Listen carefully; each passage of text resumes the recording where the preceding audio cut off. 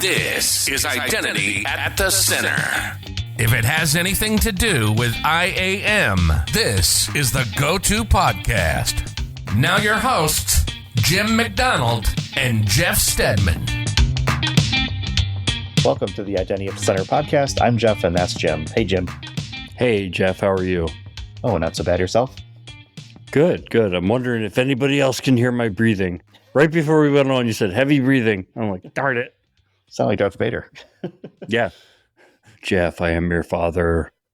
You are not my father. Now I sound like Maury Povich. Yeah. Or what was that TV show that was real popular in the 90s? Which one? Yeah, where the Jerry Springer. Oh yeah, Springer. Sorry, that's what I was thinking. Yeah. You are not my father, or you are not the father. You're not the father. Yeah. So you've been on the road. We're connected, and you're in a hotel room, another bland hotel room. Shocking, right? Yeah, I am currently in Reno, Nevada, and was in Las Vegas earlier this week. I was at the Sail Point sales kickoff for kind of all the partners and stuff like that. First time attending one of those, which is kind of interesting and fun. Met a lot of great people, and give a shout out to Bobby, Alec, Kat, Ahmed, Ashley. I'm sure there were others.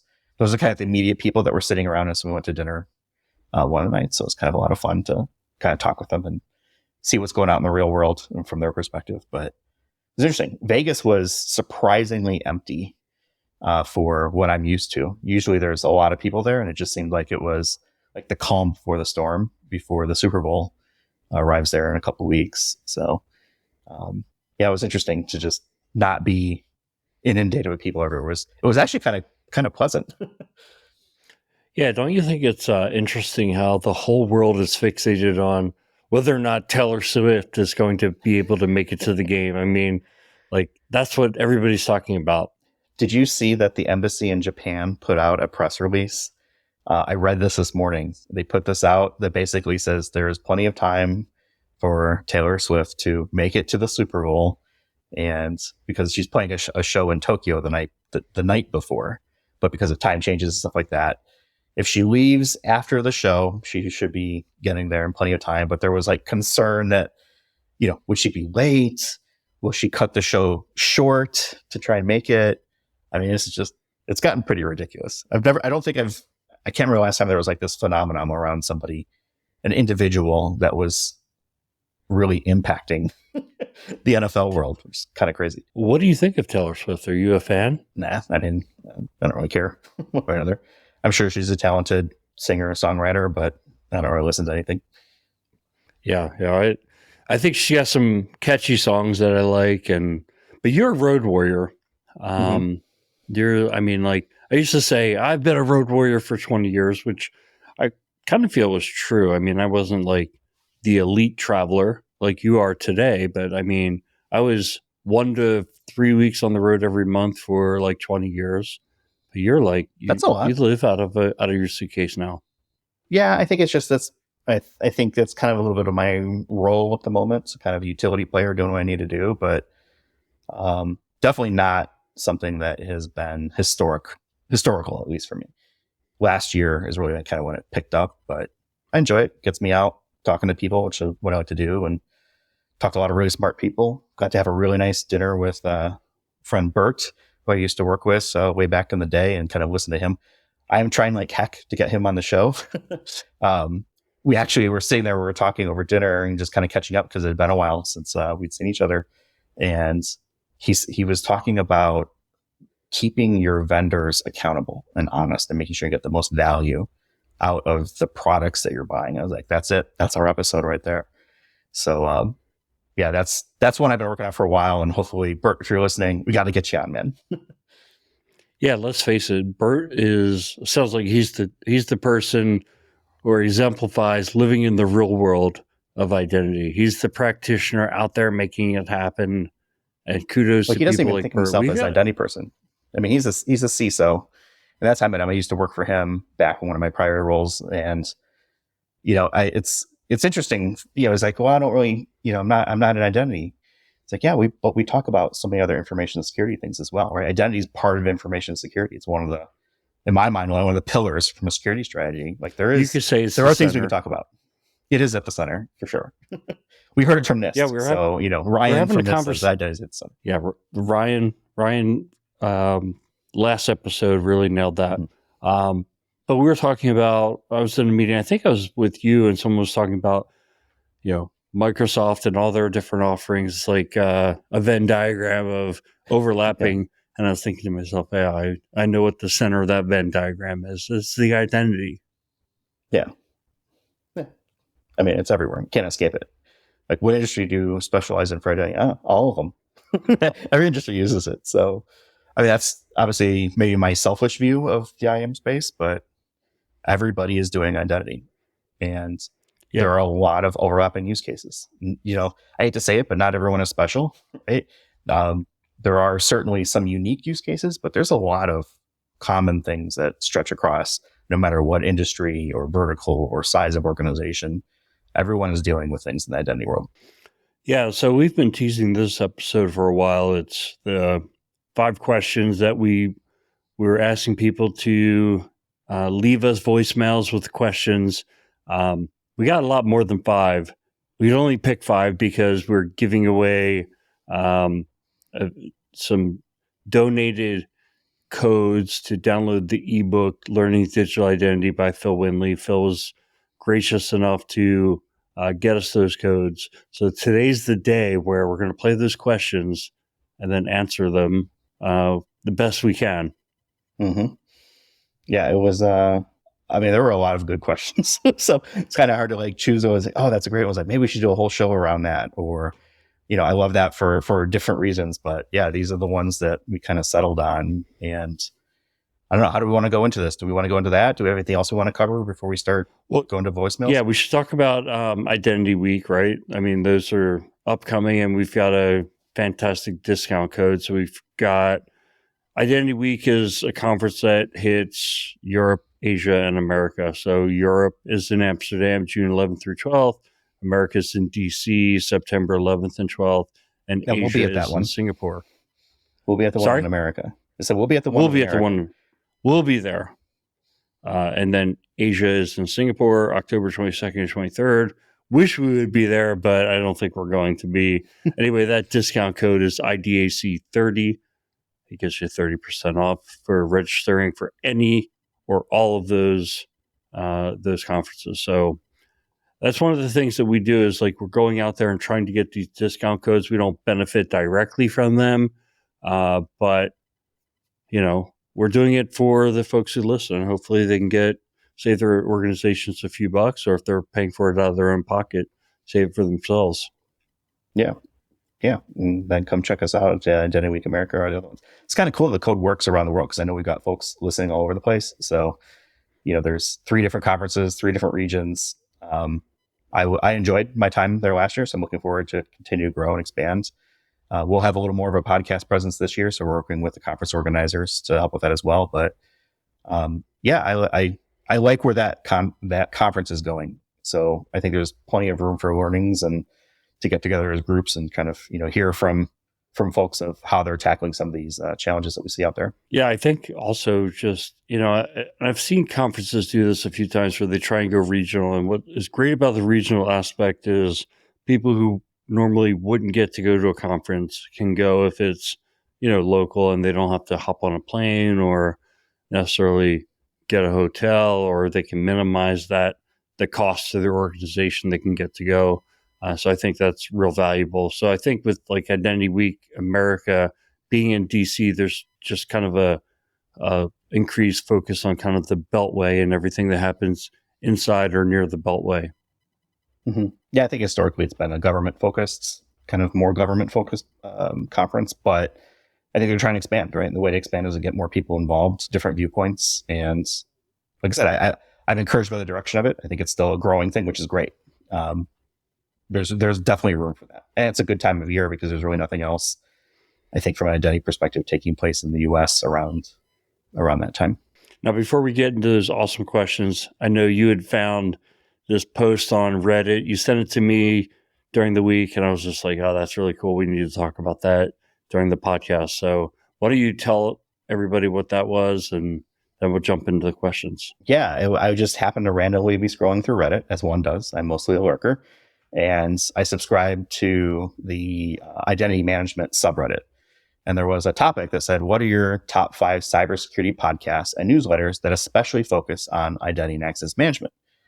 And I was like, oh, okay, that's kind of cool. Let me see, what's in there. What are people saying? And the first one was a comment, identity at the center is the only one I'm listening to. And then the original poster put a comment, that's top shelf. So yeah, I had to comment on that one. I normally don't really kind of get involved, that kind of thing, but it was very flattering to kind of see it out there. And I just happened to catch it. I think it wasn't like I was looking for anything. It was just, oh, okay, what's out there? And yeah, there we were. So Reddit famous, I guess, which is very cool. So if you're on Reddit and you're listening, thank you so much. If you're not on Reddit and listening, thank you so much. Yeah, what I liked was there were 6 upvotes, and so subtracting the upvote that you put, and that the original poster probably put, 4 people voted it up.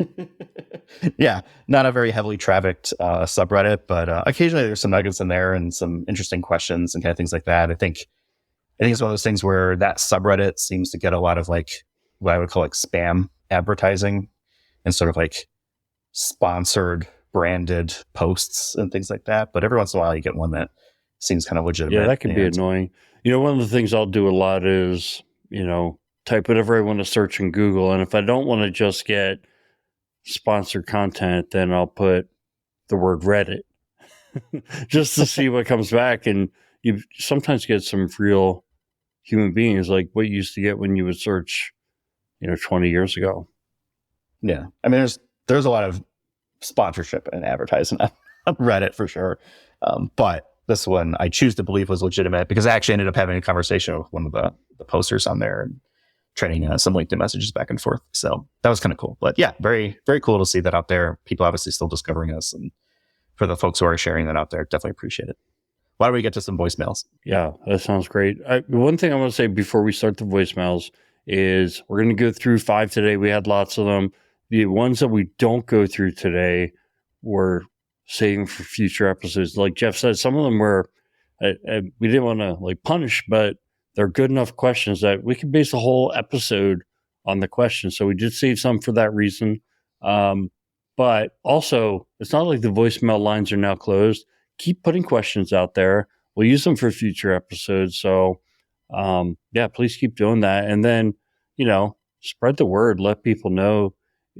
That's how the podcast is growing is, a lot of times I'll talk to people who are practitioners in our space, like, oh, you have a podcast, Identity at the Center? I never heard of it before. Mm-hmm. I'm like, oh, man, this is somebody who should already know about this. So, spreading the word is certainly appreciated.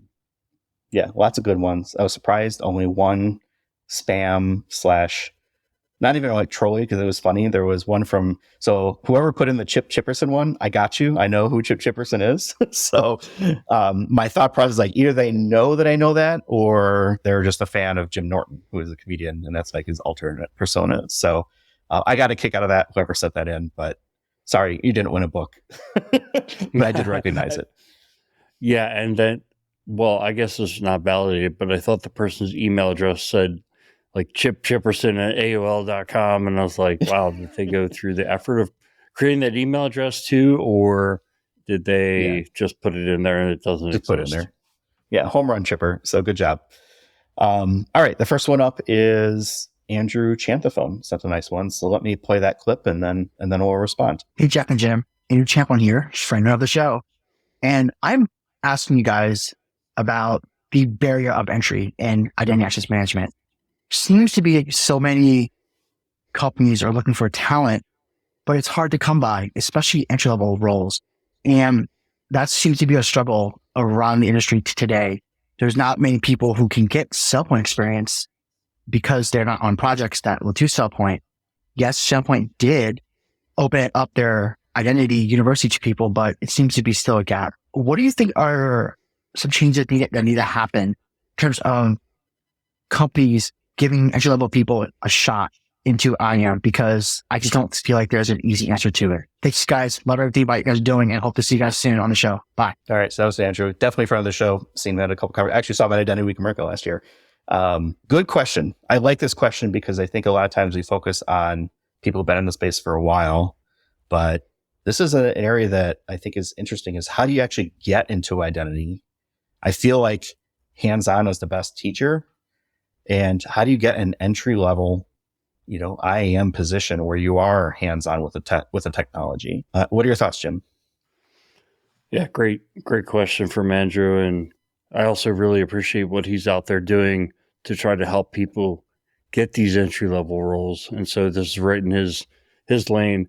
I think one of the questions is like, if you're starting off, what do you can define as entry level? In other words, you're already in the company, you're already working in some kind of technology or customer support, or is this somebody who is just out of whatever training they're doing and decided like IAM's for me? And I think first things first, like you need to know what you want to do, like where you want to go, or have at least some idea, right? Be open to the idea that it's going to change. If you're in that role or you're in that space where you don't have a role yet, I think you just need to get that first role, and you have to be open-minded. Like, yeah, I'd like to learn SailPoint might be your entry point, but you might get in a company that doesn't have SailPoint. They might have something else. And it's like, then be open to learning a different area of IAM because you can learn it all if you give it time and you get the experience. If you're already in a role and you want to move up within, be willing to take on new opportunities and learn outside of work. I know everybody's life situation is a little bit different, but most companies don't want to pay people to just sit there and learn, right? They want to pay people to do a job. So you're going to have to spend some of your own free time kind of improving your skills. I think getting those years of experience under your belt, that's key. I think going and doing a good job, that's key. And keeping your eyes open and being somebody who is a sponge and is learning. Those are all the keys to kind of building yourself up. I think everybody kind of looks at us like, oh, a SailPoint engineer, they can make 6 figures. I want to become a SailPoint engineer, but it's not really that easy, right? You have to kind of pay your dues. So, those entry level positions, they might not look like SailPoint engineer, but they may get your foot in the door, give you the opportunity where you're getting a paycheck, doing something close, and you're building the skills. And then when they need somebody to step up and do some more things, put yourself in that position. What do you think, Jeff? Yeah, I think you've got to be able to, you have to really invest your own time into this. No one's going to hand this to you. So I think you're going through training, you got to work your network, trying to find those entry level positions. I think sometimes if you're doing like a career change or a career pivot, you got to be willing to take a step backwards. If you don't know anything, no one is going to pay you 6 figures to do that work. This just doesn't happen, right? So you have to be able to take a step back and say, okay, well, I don't know anything, but I'm willing to invest the next couple of years getting that experience to then eventually get to, the higher paying role or whatever it may be. But I think you hit something very early on that I think is important. And that is the, what do you want to be when you grow up question? Because there's a lot of different ways to get into the IAM space. There's technical and there's non-technical roles.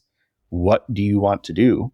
If it's a technical role, well, what does that even mean? Is it IGA? Is it privilege access management? Is it authentication, authorization, passwordless, verified credentials, decentralized, right? There's a lot of stuff to kind of know and kind of figure out, but I think you really have to kind of figure out what do you think you want your role to be in the IAM space. If it's technical, great. Go out and do whatever self-learning you can, collect whatever certifications you can, try to find the entry-level engineer role. I think the ones that immediately come to mind if you're looking for that kind of role is two areas. The first is consulting. A lot of consulting shops are looking for kind of entry-level people to train up and develop and sort of augment their more senior staff. And that's primarily around a cost basis. You can't have, senior level people doing all the work. It's very expensive to do it that way. So you're always looking for, fresh talent to kind of come in and start to learn the ropes and kind of offload some of the administrative things or, basic configuration items that go along with any kind of technologies. The other is actually going to the technology companies themselves. If you've, a lot of these folks are looking for sales engineers and for level 1 supports and people they can train themselves. So if there's a specific technology that you're looking at, check out their website and see if they're hiring for those types of roles. That's another option that you can take a look at. But I really do think you kind of have to start with what do you want to be when you grow up in the IAM space, and then figure out what you need to get there. The role that you start with may not be a 100% match, but if it puts you in position to either get to that, whether it's with that company or another, I think you've got to figure that out. And that's different for everybody. Everyone's got a different situation. I think there are also some certain intangibles that if you have these things, you're more likely to get a position. I really want to be a part of a team. I really like to encourage others and, provide leadership wherever I have the ability to lead. I don't feel like I need a title to lead. If someone was to tell me those things, I'm like, this person's got the right stuff. Now, do they have enough technical skills to do the job that I'm looking for? I don't know. That might be a separate decision. But if you can make the person know that, like, you've got the right intangibles, being a good team member, looking for opportunities to lead, I think those are great things. Those are going to mean that people don't hate you. All right. Yeah, but just be a decent human being. All right. Should we move on to the next one? Let's do it. All right. So this one comes from Alex Suarez. Hey, Jim and Jeff. My name is Alex Suarez, and I am an IAM domain architect. The question that I have is, given the increasing complexities of each slice of identity and access management, should a single IAM architect encompass the entire domain? Meaning, should an IAM domain architect focus in all aspects of access management, PAM, IGA, MFA, etc.? And therefore, could there be an opportunity to have an equivalent of an enterprise chief architect role, but solely focus on the IAM domain as a whole? What are your thoughts? Thank you. Interesting question. What do you think, Jim? Yeah, my initial reaction is different. Part of it's going to depend on what the organization needs, how big their architecture group is, things like that. I mean, Alex points out something that has become very obvious to me, that the IAM space is growing. There's all these different domains. There's so much to know. I usually don't think that architects need to know the intricacies of every technology that they're involved with. But I guess that would also depend on the organization, right? So if you are like a consulting organization, you really need to provide expertise at the architect level for your clients. You do need to have a certain level of expertise. If you're the architect at a company, you probably have to be more a jack of all trades and have a good understanding of how these things work. So I think it kind of depends, which is a consulting answer. If you're roll up your sleeves, do IAM every day, you might just focus on access management or something like that, or identity governance for sure, ITDR. But I think if you're working for a firm that, it's like a GE or a bank or something like that, you're probably going to have a broader scope. It's just, they just don't have enough architects to, specialize too much. Yeah. I hate to say it, but I like the depends answer. And that's what came to mind is there enough work to support someone working only as an identity architect? I mean, that's got to be a massive organization. Or maybe it's a massive identity footprint that you're trying to pull together. I like the idea of it, but I don't know if I necessarily see it in the real world yet. Maybe as we move things along and identity becomes more larger, more spread out across the organization, maybe some things like that. But I find it difficult right now to say, okay, I only focus on identity architecture. That might be a focus for a couple of weeks, a couple of months, maybe a year as you're kind of standing something up. But once you've got the architecture in place, then what? Like, what do you do? And so I say it goes back to the question of, like, is there enough work to support someone working only on identity architecture for 5 years, 10 years? I don't know. I think you'd have to be a really massive identity product. I could see maybe something like that at, like, a Meta, a Google, large IDPs, Microsoft, right? Things like that. A normal organization, probably not. And I say normal just meaning identity is not their secret sauce, is not their product, right? They deliver to others. Maybe a massive e-commerce type thing, maybe something like Amazon, might have something like that. But I think it's an interesting conversation. And then should a chief IAM architect exist? I think the second part of the question, again, kind of goes back to, is there enough work to support that? What does a chief identity architect do? That means, are there sub chiefs, right? Are there other identity architects? And there's one person who's kind of like in charge of all those. I mean, that in my mind is like, how big is your identity architecture that you need multiple people in a long-term role to keep that up and running?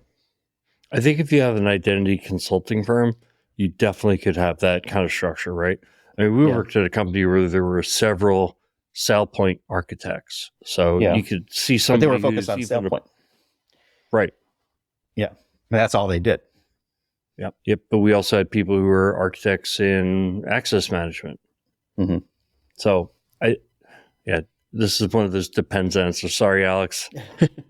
Yeah, I hate to say it depends. I think if you understand the identity space and you're able to combine architectures and understand how authorization, authentication, privileged access, identity governance, ITDR, all that stuff kind of comes together. I think that's great. That obviously, I think it's very valuable to have that skill. I just don't know if there's enough. That's a question only your organization can answer, right? Is there enough work where you only focus on identity architecture? Maybe there is. And I'm happy to be wrong because I would definitely want to promote the identity space, but I just haven't seen it yet where there's been one dedicated identity architect. Usually it's a shared architect type role where they know the identity side, but they also know some other things going within the organization. Yeah, like an InfoSec architect who also understands like the logging architecture, because you look at ITDR, it straddles that line between identity and threat detection. Yep. All right. Next up, we've got Tim Ritter. So here he goes.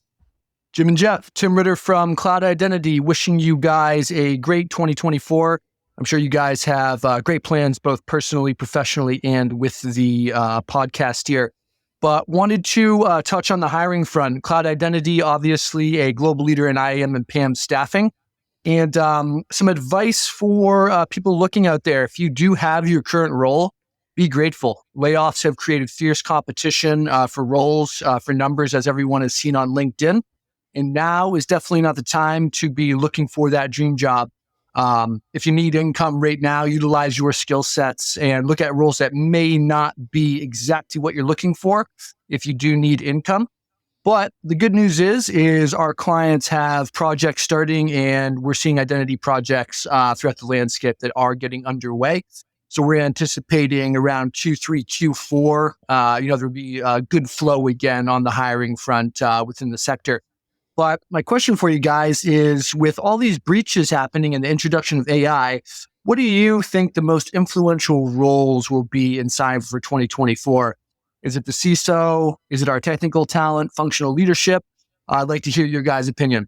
But again, wishing you guys all the best for 2024 and hopefully see you either at Gartner IAM or Identiverse. Take care, guys. All right. So Tim's a friend of the show. Definitely snuck a commercial in there, but we'll allow it. Anything that gets identity people up and working and employed, I'm in favor of. I think the first part of his statement really is kind of like the job market and competition and things like out there. I mean, I think it's a very competitive market that we're in, identity. I think there's always people looking for folks, but I definitely agree that we've seen a little bit of a slowdown with organizations taking a step back. There's been layoffs that have taken place, within the identity space as well. So I think I'm encouraged by it. I think last year, a lot of this was driven by the economy, especially in the first half of the year in the US, and starting to see that pick up. So a lot of things that people really want to get started maybe in first, second quarter of 2023, they kind of had to punt for a little bit, figure out what the US economy is going to do. And it seems like Q4, and then now we're into Q1 of 2024. I'm definitely starting to see that pick up as well. So totally get that. As far as the influential roles when it comes to AI and IAM, what do you think, Jim? Well, yeah, first I did want to say, I thought that was a good input from Tim. As far as here's the state of the current job market, but he sees a pickup coming. that would be great news. You're still seeing layoffs, but that was a big reason why we wanted to play this question. Was like, there's a tidbit of information from somebody who's actively, looking to place people all the time. As far as kind of those influential roles, I still think, as far as AI, let me put that off to the side for a second. I still think that it's the CISO who has access to the board and has to keep educating them on this evolving threat landscape. Organizations cannot just take a hiatus from investing in information security. And at least what I'm seeing is that we've been calling Identity at the Center. This podcast has been going for nearly 5 years, but it just becomes more true every year. The investments in the identity landscape need to continue. In fact, they need to increase. So it's those CISOs and them being able to influence and help the board understand that this is a real threat to the business. I mean, being shut down for a couple of days or a week, it's kind of like a death knell for a lot of organizations. So putting money into that it really is an investment. It's not FUD factor either. I mean, we've seen organizations that, go offline for several days when they suffer a massive breach. So I think they're influential, but everybody's influential. The engineers, the architects, they have a voice within their organization. They need to be letting the CISO know, here's what we're seeing. This is what's happening. This is, the state of affairs that we're in. As far as like AI, the impact of AI, I think, is going to probably impact engineering and operations the most, because the role I see AI playing in identity is that we can do more with fewer people. So we can, manage bigger landscapes, or say with the same number of people, keep the same number of people, but basically have the software be able to do more and accomplish more. And rather than taking a year to roll out a software platform, maybe it only takes a couple of months, right? There's still more to technology rollouts than just technology. There's communication, there's user training, things like that. But I see AI impacting all those areas and making it easier to communicate effectively, to train people, as well as to manage complex systems at a larger scale. Yeah, you hit everything that I was going to say. Anything else to add other than... I stole your thunder. Yeah, you totally did. I think you were thinking alike on this one. Influence in an organization takes many shapes and forms. So whether you are the CISO or you are an engineer, an individual contributor, or part of the board, I think being aware of how it's impacting not only, life at large, but specifically for your organization. How are you going to be able to leverage the capabilities that it has? What are the threats that you see that you need to defend against? I think it's an important area. It's definitely going to change the way that identity works on a number of fronts. We've talked about this before, is how am I going to use AI to configure or set up connections between maybe, different applications. Hey, I use a natural language interface, and it's using large language models to convert my basic statement of, I want to connect this to that, do it, right? And it's able to kind of infer that. How do you know that it's doing it correctly? Is it configured? Is it set up and secured correctly, right? Things like that. I think that's still the area where I would imagine, especially engineers in this area, are really going to take a look at, can you trust the model or the AI or whatever it is to do it correctly and to keep doing it correctly? And when it doesn't do it correctly, why did it do it wrong? What did it do wrong? And how do you correct that behavior going forward? And then, I think that trickles up. And obviously, as engineers are talking amongst themselves and they're working maybe with the CISO or maybe they're working with the board, right? Wherever it is, I think that influence goes up front. But I think we've got to make sure that we don't get stuck in the FUD factor. Fear, uncertainty, and doubt is, let's be honest and open about the benefits and the negatives, that will come with this, and be prepared for it. So I think that's the only thing that I'll kind of add to what you just said. All right, let's get to Pedro's next. I like his question, so Let's hear it. Hi, I'm Pedro. I'm a cybersecurity architect based in Brazil and specialized in IAM. And my question is regarding ITDR. I would like to know if there's a better solution to my ITDR implementation in ways like, it would be more recommended for me to use my ITDR capabilities of my IAM solution, for example, using Microsoft Entra Identity Protection as part of the Microsoft Entra solution suite, or would be better if I have a dedicated ITDR solution to monitor all my IAM and spam solutions, or even if it would be a good approach to have both solutions working together, using my native capabilities of my IAM solution and my dedicated solution of ITDR. Thanks. I think this is a question that everyone struggles with: is do you use what you've already got, and do you need to get something else, or maybe some combination? You go first, Jim. Okay, well, we weren't talking about ITDR 2 years ago. Now it's like all we can talk about. And I'm really bullish on ITDR, but how many ITDR solutions exist today? There are a lot of them. I'll just say there's more than a dozen. And so you think to yourself, okay, well, 2 years from now, how many will there be? I think part of it is, Pedro hit on a great point, is that a lot of products are now being built with ITDR features. And when I think of ITDR features, I think of two things. One is looking at your identity system. And when we talk about built-in, I'm just going to say system. I'm not going to say systems, because if you're, say, running Okta and you're leveraging what they're developing from an ITDR perspective, it's not going to also work against your SailPoint system or your CyberArk system, right? It's just going to work for just Okta. It's going to look at like, how vulnerable is your system configured? Do you have certain patterns that are well known that could be attacked?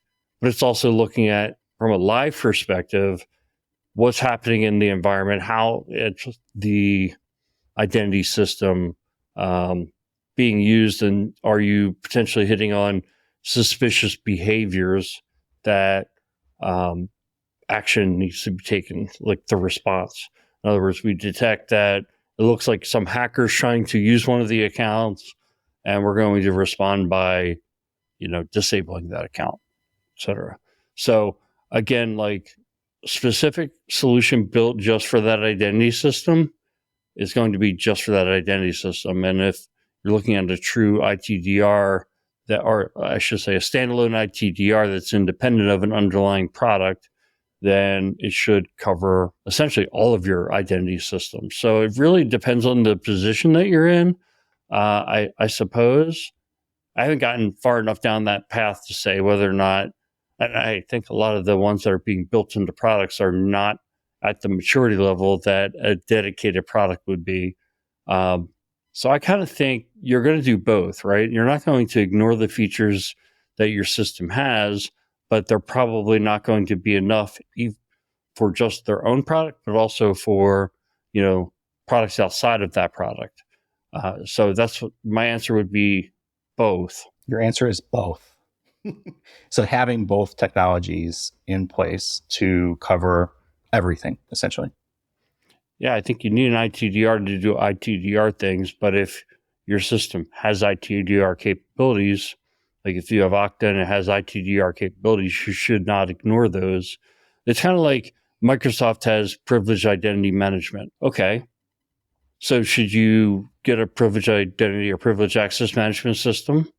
Well, you need it for everything else other than the Microsoft stuff, right? But if you do have one of those, does that mean you don't use the Microsoft Privileged Identity Management? No, you can use both, right? They can all fit into one program. So I kind of see it in a similar fashion. This stuff costs money. So before you add a new tool into the environment, how do you justify that sort of thing? Because this stuff isn't cheap. If we're talking specifically here about Entra, if you're a 100% Microsoft shop and you can live in that world, yeah, go for it. Everything's taking place from a Microsoft perspective. It's probably a good fit. If you've got stuff that bleeds out of that, I think you got to decide, is it worth the cost to add another technology into your environment? You're going to have to pay licensing fees. You're going to spend money to get it up and running. And then you're going to spend time and resources monitoring yet another thing. Does Entra feed into that tool? Maybe it doesn't. I think there are opportunities here for, thinking about it from a smart spend perspective. If you have 80% coverage through Entra, great. Is it worth it to go that extra 20%? I think only you can decide. I think you need to figure out, is the business going to justify the spend to cover that additional 20%? And those are just arbitrary numbers, right? Maybe Entra is only 25% of your environment. And yeah, you definitely do need something else, to collect things. Without really knowing the details on the architecture side of things and kind of what use cases you're looking to address or are at least covered through the Microsoft stack, what are the gaps that come out of it? It's just been my experience that if you're all in a Microsoft, that's really the only thing you're using. Yeah, they've got great tools and you should absolutely be leveraging it. Don't go and spend money just because it's, the hot kind of thing right now. Save that conversation or that budget for other things in a space. Have you gone passwordless yet? Have you implemented session monitoring and recording in the privilege access management space? Have you automated onboarding, offboarding, like all this other stuff? So I think there's other things to think about as well. I don't like spending money just to spend money. This is, a conversation we have all the time, but if there truly is a gap, is it justified or not? I don't know. I think that's my answer is I don't know. Only you can really decide that, because if it's a small gap, you might be okay with accepting that risk. And that might be okay, right? Maybe there's a manual way to kind of close the loop. But if it's critical to your business, if it's maybe you've got a history of security issues, right? Things like that, you just have the visibility. Yeah, maybe it's worth it. I can see certain industries, are more prone to attacks and therefore need to be more secure. That plays in as well, especially, finance, for example, regulations, that they have to adhere to, stuff like that. Yeah, we don't disagree much. I think we do disagree on this, but I think it's because we're looking at it from different contexts. I think you're right. For a small organization that's all in on Entra and it's covering 80% plus of all authentication, you might be able to get by with it. I'd say first, well, is this just checkbox compliance ITDR, or is it like a true, full-featured ITDR for Entra? The second thing I would look at is I worked with a lot of organizations where their management of privilege access management is very decentralized. In other words, things that are integrated with the Windows environment are very much you've got to use your Windows environment to get privilege access. They're still standing privileges, but put that off to the side for now.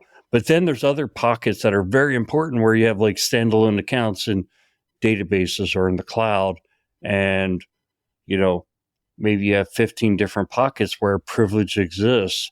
And I think potentially that's where ITDR could give you a way to have some central program of privilege management without having centralized command and control. When you're in one of those environments and your mandate isn't centralized command and control, but at the same time you have a responsibility to keep the environment secure, monitoring is a fantastic way to do that. And I think standard monitoring of monitoring, security logs and IP-based events, it's just far short of the modern threat landscape, which is much more focused on identity-based threats, where, in other words, I saw a statistic the other day where it's 42 million credentials for sale on the dark web. It's what? And they're probably $6. Yeah. They're cheap. They're cheap, right? And if they don't work, then you get your money back. I doubt Bitcoin. It. Yeah, I don't know if there's a money back guarantee on stolen credentials. I look at it from a business perspective. You want to spend money. Tell me what I'm going to get for that money. Is it reduction of risk? How are you going to use the tools? I think a lot of organizations buy tools just because, and then they sit on a shelf, or they don't get full value out of it. I'm in favor. Look, if you've got the budget, go for it, right? I'll never say no to adding more capabilities, but just be careful about adding capabilities that don't ever get used and unwise spend. Just make sure you've got a good story and a good understanding of what you're getting into and how are you going to use those tools in your environment. Demonstrate the value. All right. Next up, we've got Chris Power, another friend of the show. He actually sent in a couple. So this is kind of a good way to get 3 for 1. The first one was around goals. So I'll play that here. Hi, Jeff and Jim. I love your podcast. This is Chris Power. We've talked many times at a couple conferences and really appreciate the insights that you give us. My question for the day is, it is goal setting season for most of us in January, both on a personal level as well as on a department level. I would love to see what you think is the most impactful goals in the identity space for both people as an individual as well as teams as a whole. I hope this comes as a good question and look forward to hearing your answers. Well, it definitely comes in as a good question. I think you're totally right. I think a lot of organizations operate on like a calendar year. It's like, all right, go into whatever your system is and start setting up your goals. Jim, what are your personal and professional goals for this? Like, for the identity space, like what have you thought about, what does your next year look like yet? Yeah. So I think going into it, when I set my work goals, I try to set goals that I feel like are, high likelihood that I will achieve them. Because, who wants to have that conversation with your career advisor at the end of the year and you haven't achieved your goals? So try to set. This is the art of business bar. Goal, HR goal setting, right? Yeah. You got to pick something that's like good, but attainable, right? Because you don't want to miss those. Not sandbagging, but you know what I mean. Right. For personal goals, though, I think it's good to make them, aggressive. I think that you should be thinking about big things. And, I've got a lot of goals for the podcast and getting out there and building my network. I think building your network is probably one of the biggest investments you can make in yourself, going out, meeting people and doing it in a genuine way. If you're not comfortable just, going and introducing yourself and look, you're going to face some rejection, right? And that's unfortunate, but that's part of, going out there. But I think you'll face a lot less rejection than you think you're going to. And you just go up and insert yourself in a conversation or just stand, there's a circle of people. There's Ian Glazer and some other Identirati folks that I follow on LinkedIn. And, I'm not at their level. I kind of had some of those thoughts early on, right? But then when you go and you stand there and you meet the people, they're totally normal people and very welcoming. So to me, normal in quotation marks. Let's put that. We got some real weirdos in the space. There's and I mean that in a fun, jesting way. Absolutely, but you might consider yourself a weirdo. So I'm definitely a weirdo for sure. Yeah, but welcoming is definitely true. And the more I reach out for guests for this podcast, I could probably count on one hand the number of times I've been rejected by people to be a guest on the podcast. And you got to remember, at one point we probably had 50 subscribers. So we started with 0. Yeah, we started with 0. Sure. So anyway, that's my goal, is to, build my network is probably one of the biggest ones. And I really want to see the podcast, we doubled our listenership every year since we've been around, Jeff. I want to do that again this year. It gets harder every year, right? Because the number gets bigger, doubling it. At some point we'll hit critical mass too. It's like there's only so many people who are interested in identity. Eventually get to 8 billion and you're like, wait, everybody on earth listens to Identity at the Center. Yeah, my goal is to show up in Google News as having signed an exclusive $250 million contract with, some audio firm, right, to do the podcast. Yeah. What's a good goal for the? What's a good goal for a team? So if I'm an IAM team, what's a goal that I would be setting? What's impactful to improving IAM in an organization? Well, it's got to be about the business, right? You got to achieve things for the business. I think you can have we all want to have team building exercises and everything, and those are important, but I don't really think those would be goals that you would set that Chris was talking about. But I think like achieving things that are actually impactful for the business would be right. And I think, trying to focus it on like improvements and metrics that are actually you can measure against, I think that's important. What were you thinking about? I guess I was thinking about it from like maybe a capability standpoint. We keep hearing about everybody hates the password. Set a goal. Go passwordless. Enable it for some population. I feel like that's low-hanging fruit at this point. It's built into a lot of the IDPs that a lot of us are using already. There are specific tools and vendors out there that offer, maybe enhanced versions of that. But let's stop talking about how much we hate it and actually like start fixing it. I don't know anybody who's like, oh yeah, you want to take my password away and make it easy for me to log in? Please don't do that.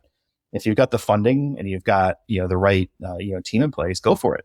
Even if it's just for like a small group, prove it out, show that it works, work the, the issues out of the process so that you're ready to go live with more people. I think that's a team goal. I think I'd like to see more people take advantage of things like passkeys and FIDO and the work that's been done in that area. Look at how you're going to help the business go passwordless. Nobody likes it. So stop talking and do something. Individually, I think this is kind of a tough question because everyone has whatever they want to work on. And I think you have to decide what is going to help you individually from a professional standpoint. It might be technical training. It might be,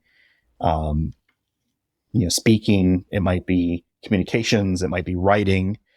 I think if you're going to be well-rounded and really move forward in your career, you do need to be able to communicate. You do need to be able to come and comfortable to talk in front of people. You need to have domain expertise. Which of those things do you need to work on? Again, you've got to kind of pick what it is, but I think, be your own worst critic and say, okay, well, how can I get better at that? What are things that I need to be doing to improve this aspect of it? I never wanted to talk in front of people ever.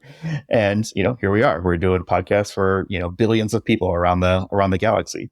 And, that's not something that I ever thought that I would be doing. Am I great at it? I think I'm okay, but you can always get better.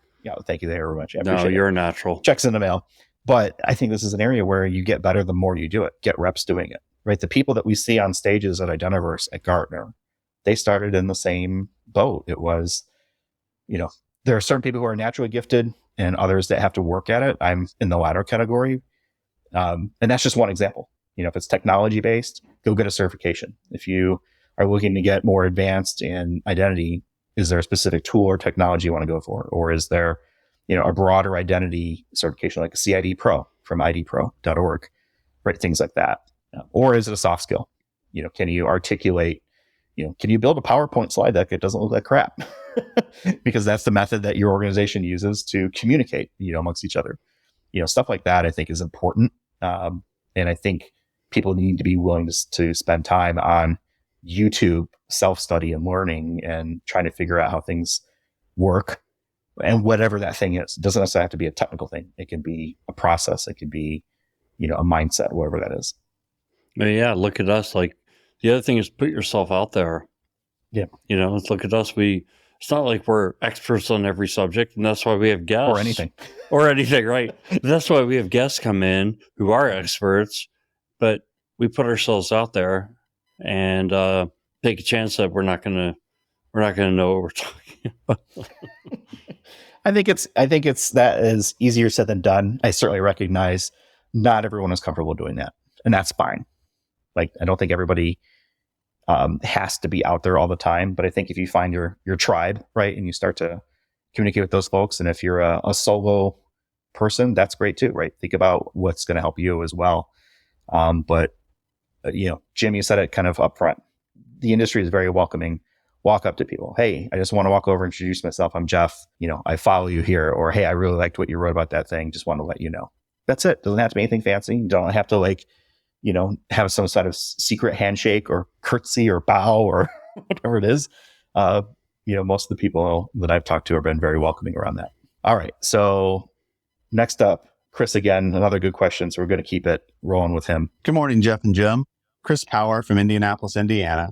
My question of the day is, As more products become web-based for both identity and security related issues, and then bundled as a service from those particular vendors or partners, how do we avoid issues where it becomes a situation where one problem that happens in one place happens to all of us now, because we're all running the same policies and procedures and processes?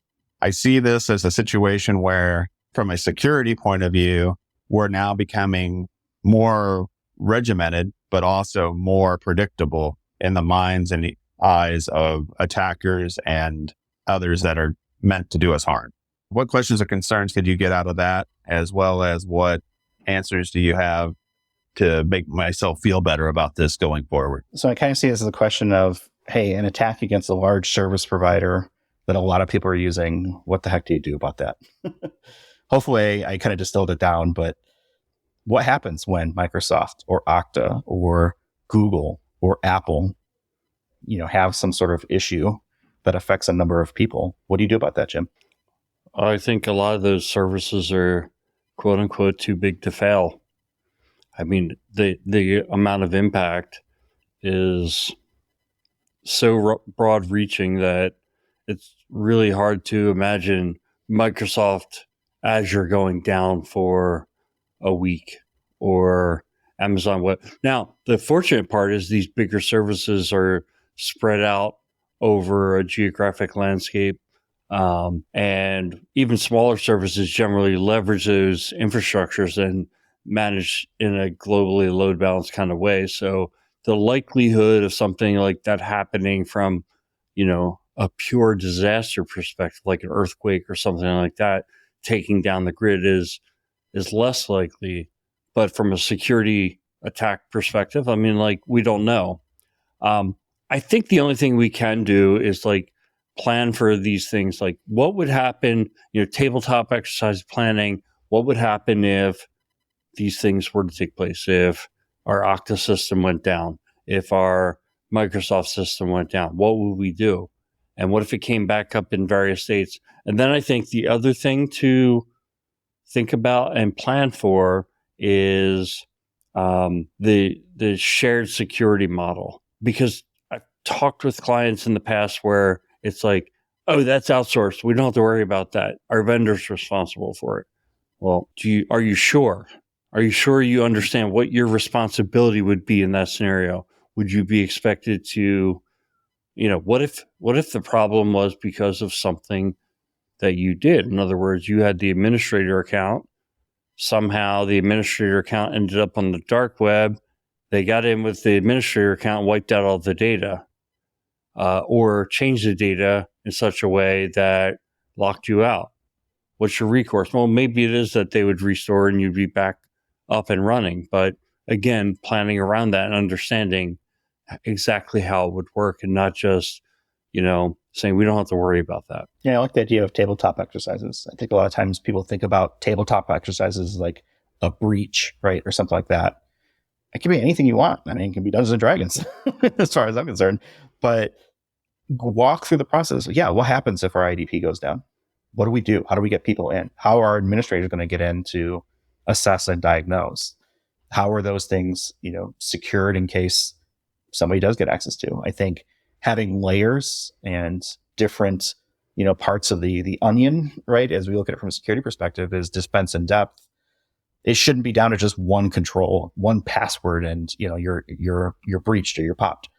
What are your different compensating or layered controls to make sure that if there is a breakdown somewhere, the blast radius is limited, or the impact of the breach, or whatever it may be. If it's something where you're talking about internal infrastructure or your Active Directory goes down, okay, great. What is the plan? Do you have a DR plan? Do you have a business continuity approach to it? Have you done a tabletop? Things like that. I think you have to kind of go into it with the mindset of what if this happened? And sometimes there's an answer. Sometimes there's not. And I think you have to be kind of okay with that. And it's okay to go through the process and say, this is why we're doing this exercise. Is we don't know what we would do if there was a issue with X. Let's talk about it. What can we do? Get people in the room and start talking about it. we had the architect question earlier. Maybe that's a great time to pull, if you've got one, a chief identity architect to kind of come back and say, hey, what are the dependencies that we need to consider here? What needs to be up and running for identity work? I think just being open to having the conversation and just talking about it is probably the biggest thing that I would recommend here is talk about it. Work as a group and try to figure it out. There may be levels of survival that you're willing to accept for a certain amount of time, and that might be okay, right? We have limited processing capability or limited functionality, things like that. And that might be okay. If it's a mass outage, Microsoft gets picked on a lot, Teams goes down, half the organizations can't do anything, from a meeting standpoint. Okay, well, what do? Do you just, all right, well, we'll just meet later. Maybe it's not business, mission critical. If it is mission critical, what's your plan to get up and running quicker?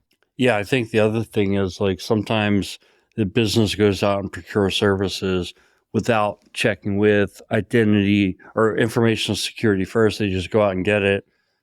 And now you've got some, software as a service that you've never heard of, and they don't have like a complex disaster recovery strategy in place, like a Salesforce or an Okta or something like that.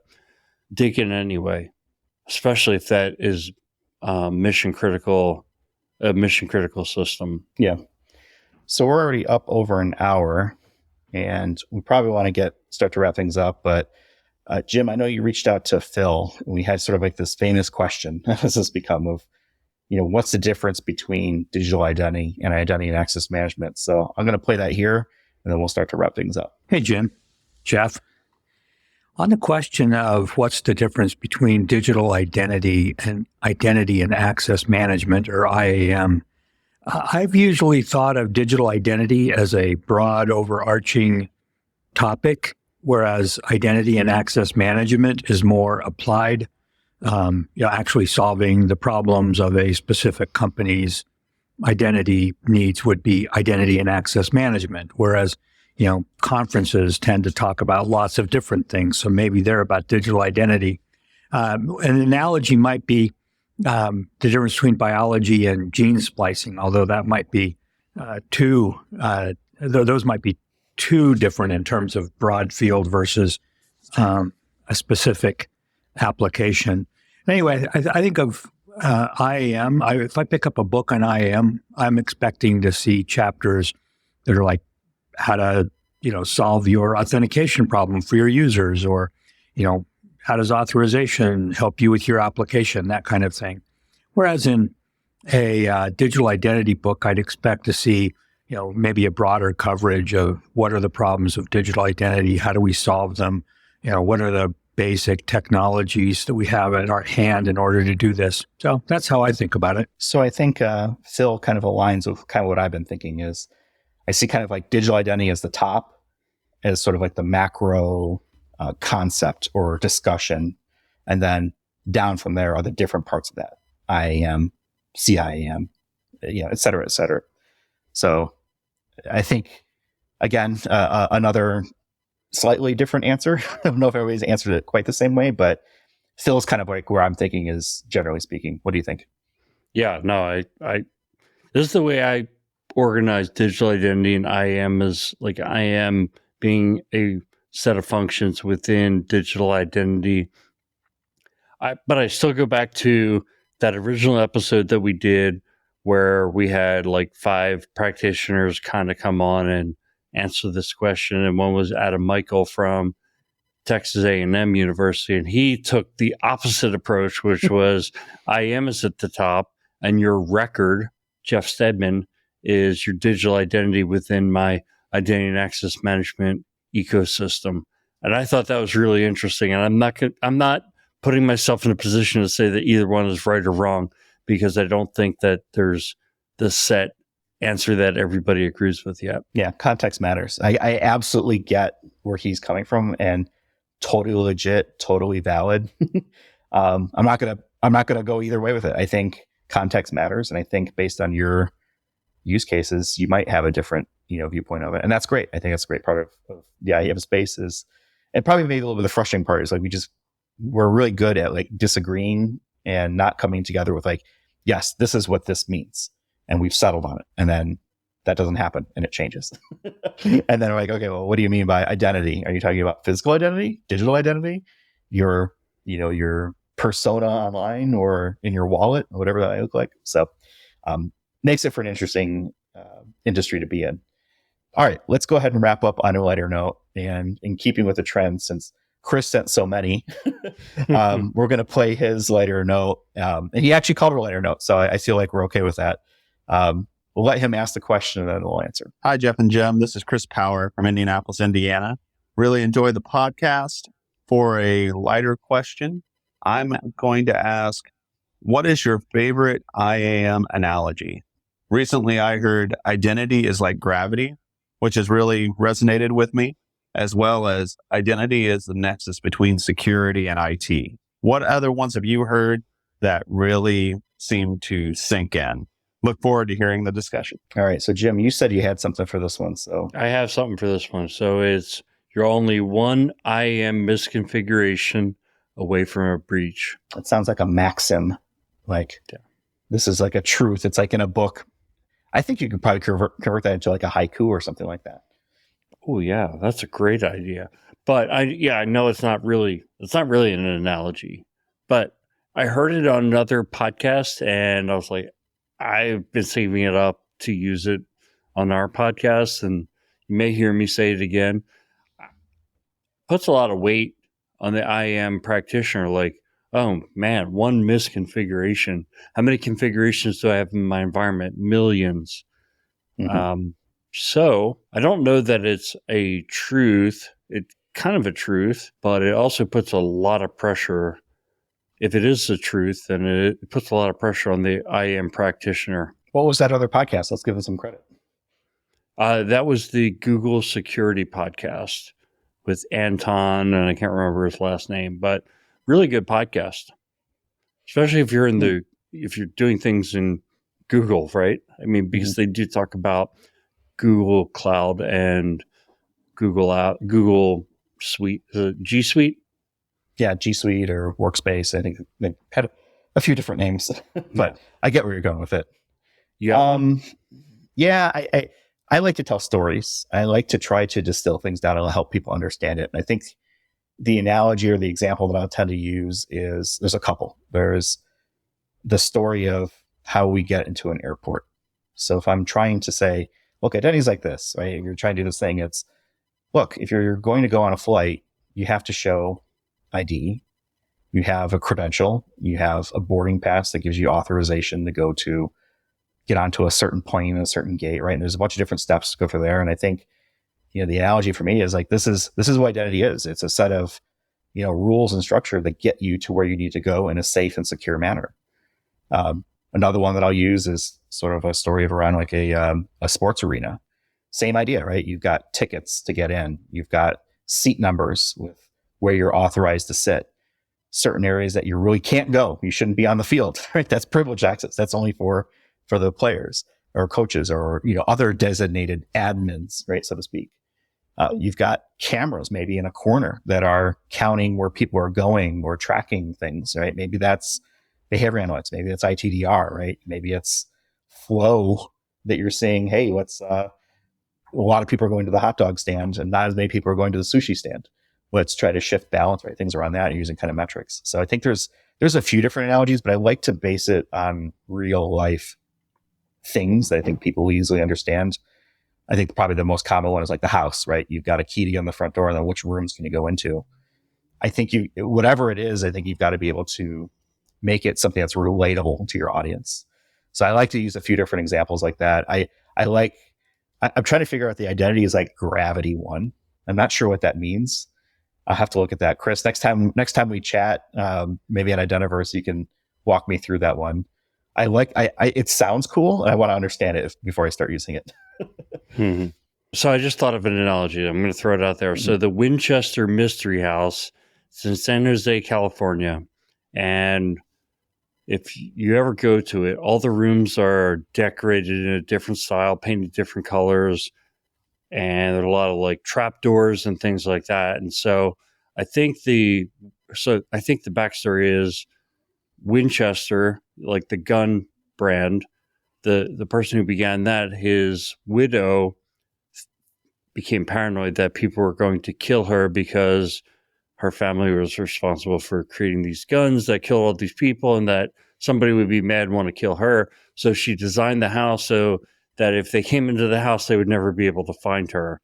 And so where I've used that analogy from an IAM perspective is when you kind of come in and company's got all these different portals, like think from a customer perspective, all these different portals, and you never know if you're in the right one, and they all look a little bit different, and trying to get down to a more common layout. The rooms feel the same.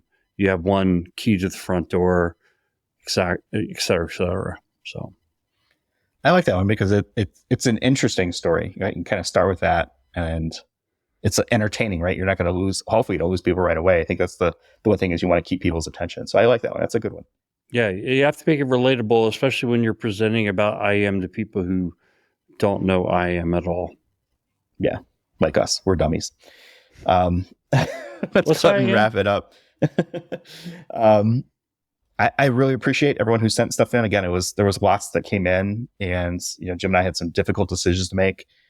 Jim, you're in charge of reaching out to our winners. So Andrew, Alex, Tim, Pedro, and Chris, be on the lookout for messaging from Jim, so how you can get a copy of the book from Phil. And let's see, we're on the web, idacpodcast.com. We're on Twitter, X, whatever it's called, IDAC Podcast. Mastodon at IDAC Podcast at infosec.exchange. We're on LinkedIn. Keep sending those messages in. Hit that like and subscribe button, and follow us on YouTube. What other YouTube or whatever self-promotion can we do? Oh, don't forget about Identity Week America, our discount code IDAC30. So if you're going to any of the conferences, Europe, America, or Asia for Identity Week, you can use that code and get 30% off. So we'll have a link in our show notes as well to make it easy for people to find. So with that, we'll go ahead and leave it for this week. Thanks everyone for listening, and we'll talk with you all in the next one. You've been listening to Identity at the Center. We hope you've enjoyed the show. Make sure to like, rate, and review, and we'll be back soon. But in the meantime, hit the website at identityatthecenter.com and find us on Twitter at IDAC Podcast. See you next time on Identity at the Center.